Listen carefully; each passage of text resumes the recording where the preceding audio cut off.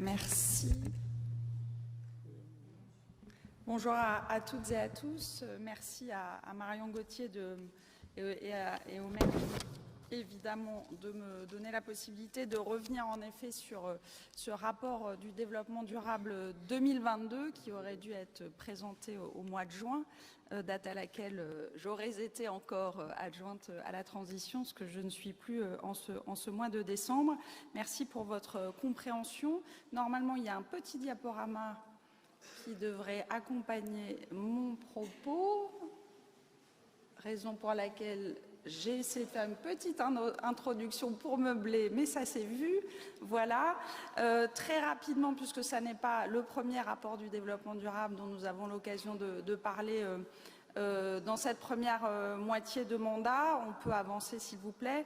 Vous rappelez que le rapport du développement durable, cela a été dit par Marion Gauthier, est évidemment une obligation réglementaire qui doit accompagner nos orientations budgétaires, qui doit se discuter en amont des orientations budgétaires. Nous y sommes, mais nous avons souhaité aussi, ici à Lille, faire de ce rapport du développement durable un peu plus, et en particulier un outil de suivi du plan lillois pour le climat que nous avons adopté tous ensemble au mois de juin 2021 pour permettre donc de suivre une par une l'ensemble des actions qui sont dans ce plan lillois pour le climat. Vous avez pour chacune des actions donc un petit feu tricolore comme vous l'avez à l'écran, vert quand l'action est bien engagée, jaune quand elle est encore à approfondir, rouge quand elle est à venir et vert avec une petite coche quand l'action est déjà définitivement réalisée. Et puis vous avez également dans ce rapport du développement durable, j'y reviendrai tout à l'heure, des indicateurs chiffrés, puisque nous avons toujours dit que notre plan lillois pour le climat, il était là pour impacter concrètement la lutte contre le réchauffement climatique et donc il devait être dans toute la mesure du possible mesuré. Vous avez également dans ce rapport du développement durable deux petites pastilles qui viennent d'année en année rappeler ce que sont nos politiques structurantes, parce que nous avons une action cohérente qui fait que ce que nous faisons en matière de mobilité, d'habitat ou d'aménagement, évidemment, c'est structurant, ça ne change pas d'une année sur l'autre. Donc nous nous autorisons à rappeler un certain nombre de choses de manière quasiment identique pour la bonne compréhension de ce rapport du développement durable. Et puis chaque année, nous avons des nouveaux projets qui sont eux aussi donc présentés par une pastille particulière. Alors je ne vais évidemment pas vous présenter ce soir l'ensemble de ces actions et de ces indicateurs, mais juste pour vous donner envie, je l'espère, de vous y plonger de manière un peu plus approfondie. Je dis ça pour les élus, mais aussi pour les citoyens qui nous écoutent et pour la presse. Vous donner donc juste quelques petits exemples. On peut avancer, s'il vous plaît. Donc, je rappelle que dans ce plan climat, nous avons défini des priorités. La première d'entre elles, c'est évidemment l'énergie, avec l'objectif de baisser nos consommations et surtout de sortir des énergies fossiles, ce qui passe par la décarbonation d'une part et l'encouragement aux énergies renouvelables d'autre part. La décarbonation, c'est par exemple le fait de développer le plus possible le raccordement au réseau de chaleur urbain. Les énergies renouvelables, c'est bien sûr la solarisation des toitures municipales. C'est une des actions 2022, puisque nous avons en 2022 préparé notre nouveau marché de chauffage dans lequel nous avons cette fois-ci inclut un grand plan de solarisation. Ce marché, on aura l'occasion d'en reparler dans le rapport du développement durable 2023, puisqu'il n'est pas encore attribué. Mais en tout cas, pour l'année 2022, on peut au moins signaler 3 nouvelles installations photovoltaïques. La deuxième priorité, bien sûr, c'est la mobilité. Comment se déplacer autrement pour moins polluer à pied, à vélo, en transport en commun, en voiture électrique ou en autopartage. Vous avez de multiples exemples là encore dans le rapport du développement durable. Je ne donne que 2 chiffres.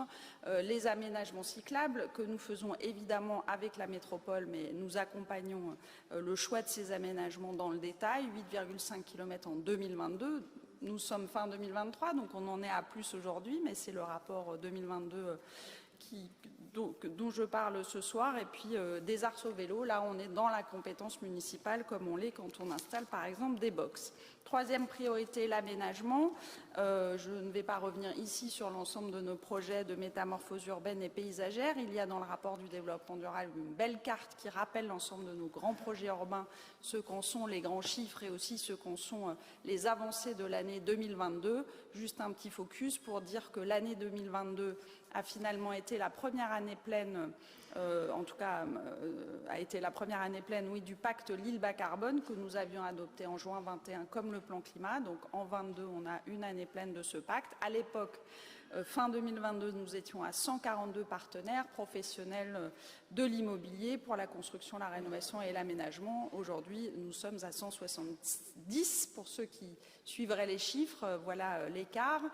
Donc à date, 170, fin 2022, 142. Et puis on a fait un petit focus dans le rapport sur l'agriculture urbaine, mais je crois que Stanislas Dandiviel lui-même en parlera tout à l'heure, donc je ne m'y étends pas. Quatrième priorité, l'habitat, évidemment, pour construire plus sobre, pour faire face aux besoins sociaux qui s'expriment encore dans notre ville et puis pour rénover activement. Vous avez là quelques chiffres, vous le savez, la situation du logement, on en reparlera tout à l'heure, n'est pas exceptionnelle, mais ça n'est pas parce qu'elle n'est pas exceptionnelle qu'il ne se passe rien. Et donc en 2022, on a néanmoins réussi à livrer de nouveaux logements, et y compris des logements sociaux, et on a réussi aussi à accompagner la rénovation durable de logements privés.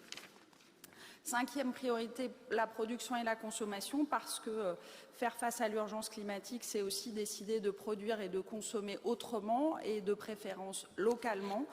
Une grande partie de notre empreinte carbone, de nos émissions de gaz à effet de serre sont en fait dues aux biens qu'on importe et pas nécessairement à ceux qu'on produit localement. Donc l'un des enjeux, c'est d'essayer de moins consommer de biens importés.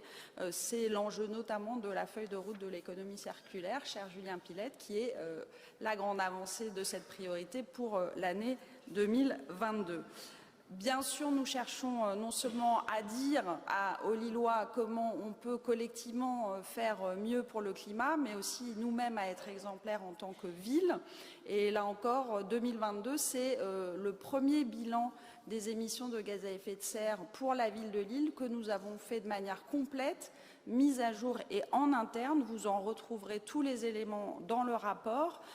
J'en tire ici simplement un chiffre, c'est le plus important, c'est-à-dire la trajectoire carbone. Vous savez qu'on s'est fixé comme objectif de réduire de 30% les émissions de gaz à effet de 45% pardon, les émissions de gaz à effet de serre jusqu'en 2030 pour contribuer à la neutralité carbone planétaire en 2050 et si possible bien avant.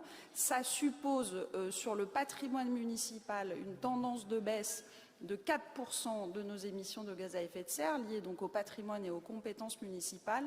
Le bilan carbone que nous avons fait montre qu'entre 2021 et 2022, cette baisse, elle n'est pas de 4%, mais de 5%, donc légèrement meilleure, ce qui veut dire que d'une part, on respecte la trajectoire, mais qu'on est même un peu au-delà. Voilà. Et puis en 2022, et ça n'est pas sans lien avec notre résultat du bilan carbone, nous avons aussi adopté notre deuxième schéma de promotion des achats responsables, avec l'idée que le meilleur achat, c'est le non-achat, mais que quand on achète, il est préférable de respecter des clauses sociales et environnementales. Nous en sommes aujourd'hui à 75%. C'est aussi un chiffre que vous retrouverez dans ce RDD. Et puis l'exemplarité, c'est évidemment les rénovations qui s'appliquent pas seulement aux bâtiments des autres, tertiaires ou résidentiels, mais aussi à nos propres bâtiments municipaux. En 2022, c'est ainsi la livraison de l'école Brasseur rénovée, les travaux qui se poursuivent sur l'école Cargomar, le lancement de la rénovation énergie Sprong à Oisem ou au Bois-Blanc, ou encore la livraison de la Fabrique du Sud, même si il a fallu, vous le savez, en 2023, malheureusement, revenir sur cette Fabrique du Sud qui a été atteinte lors des événements du mois de juin. Priorité numéro 8, l'adaptation, parce que le changement climatique est déjà là et donc il s'agit certes d'atténuer notre impact, mais aussi de s'adapter aux changements qui sont là, la sécheresse, la chaleur, les précipitations. Je pense qu'il n'est pas besoin d'en dire plus. Les événements climatiques récents le soulignent parfaitement. Ça passe notamment par des actions sur la nature et l'eau, et vous avez là quelques chiffres sur le nombre d'arbres plantés sur l'espace public en 2022 et puis sur les jardins qui ont été en 2022 aménagés ou créés. Vous avez évidemment plus de détails dans le document. La priorité numéro 9, la gouvernance et la coopération, parce que pour être efficace en matière de climat, il faut agir tous ensemble avec la société civile, avec les professionnels, avec les territoires qui nous entourent aussi. Nous avons mis là en avant quelques projets européens dont nous sommes très fiers, qu'on a tous remportés en 2022 et qui, comme vous le voyez, ont tous un lien très direct avec les questions de transition, les mobilités, la biodiversité, la logistique urbaine. C'est à la fois l'occasion d'apprendre des autres et puis évidemment d'avoir des cofinancements européens dans des périodes où l'argent se fait évidemment plus rare et plus cher. On en parlera tout à l'heure. Et enfin, la dernière priorité, les moyens, parce que pour agir pour le climat, il faut des moyens. Le budget climatique, vous le connaissez maintenant, vous en avez ici un exemple du compte administratif 2022. Je n'en dis pas davantage. Je conclus sur les annexes du rapport du développement durable que je vous invite vivement à feuilleter.